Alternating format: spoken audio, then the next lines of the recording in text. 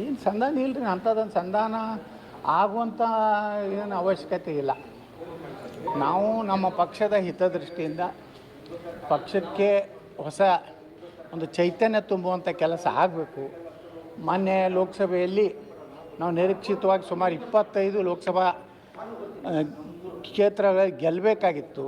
ಆ ದುರ್ದೈವ ಅಂದರೆ ಯಾರು ಇವತ್ತು ಪಕ್ಷದ ಬಗ್ಗೆ ಹೀನಾಯವಾಗಿ ಮಾತಾಡ್ತಾ ಇದ್ದಾರೆ ಅವರೆಲ್ಲ ಪಕ್ಷ ವಿರುದ್ಧ ಮಾಡಿದ್ರಿಂದ ನಾವು ಸೋತಿದ್ದೀವಿ. ಅಧ್ಯಕ್ಷರು ಟೆನ್ಷನ್ ಆಗಿದ್ದಾರೆ, ಯಾಕಂದ್ರೆ ನೀವು ಬ್ಯಾಕ್ ಟು ಬ್ಯಾಕ್ ಡೆಲ್ಲಿಗೆ ಬಂದು ಬೇರೆ ಬೇರೆಯವ್ರನ್ನ ಭೇಟಿ ಮಾಡ್ತಿದ್ದೀರಿ, ಸ್ವಲ್ಪ ಆತಂಕ ಆಗಿದ್ದಾರೆ. ಅವರು ಬಂದು ಡೆಲ್ಲಿಗೆ ಬಂದು ಹೈಕಮಾಂಡ್ ನಾಯಕರು ಭೇಟಿ ಪ್ರಯತ್ನ ಮಾಡ್ತಿದ್ದಾರೆ. ಅವರು ಟೆನ್ಷನ್ ಆಗಿ ನನಗೆ ಗೊತ್ತಿಲ್ಲ, ಆದ್ರೆ ನಾವು ರಾಷ್ಟ್ರೀಯ ಅಧ್ಯಕ್ಷರಿಗೆ ಮೆನ್ಷನ್ ಮಾಡ್ಲಿಕ್ಕೆ ಬಂದಿದ್ದೀವಿ. ಸರ್, ಕಳೆದ ಬಾರಿ ತಾವು ಬಂದಾಗ ಹೈಕಮಾಂಡ್ ನಾಯಕರು ಸಿಕ್ಕಿರಲಿಲ್ಲ. ಅಲ್ರಿ, ನಾವು ಯಾವುದೇ ರಾಷ್ಟ್ರೀಯ ನಾಯಕರ ಅಪಾಯಿಂಟ್ಮೆಂಟೇ ಕೇಳಿಲ್ಲ ಕಳೆದ ಬಾರಿ. ಈ ಬಾರಿ ನಾವು ಯಾವುದೇ ಬಂದ ದಾರಿಗೆ ಸುಂಕ ಇಲ್ಲ, GST ಇಲ್ಲ ಅಂತ ಹೇಳಿದ್ರು ಕೆಲವೊಂದು ಮಂದಿ.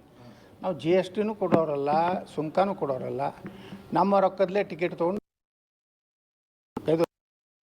ಕರ್ನಾಟಕ ಭವನ ಅತಿ ಚೀಪ್ ರೇಟ್ನಲ್ಲಿ ನಮಗೆಲ್ಲ ಕೊಡ್ತಾರೆ, ಇರ್ತೀವಿ.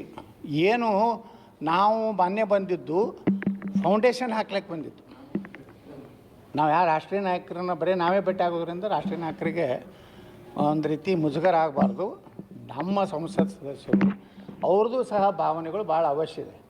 ಇವಾಗ ಸಂಸತ್ ಸದಸ್ಯರ ಭಾವನೆಗಳನ್ನು ಸಹ ಕೇಂದ್ರ BJP ಭಾಳಷ್ಟು ಪ್ರಮುಖವಾಗಿ ತಗೋತದೆ. ಆ ದೃಷ್ಟಿಕೋನದಿಂದ ಅವ್ರ ವಿಚಾರ ಏನಿದೆ, ಅನೇಕ ಸಂಸದರನ್ನು ಆ ಸಲ ಬಂದಾಗ ನಾವು ಸಂಸದರುಗಳನ್ನು ಭೇಟಿಯಾಗಿದ್ದೀವಿ. ಎಲ್ಲರೂ ನಮ್ಮ ಒಂದು ವಿಚಾರಕ್ಕೆ ಸಹಮತ ಇದೆ. Foundation strong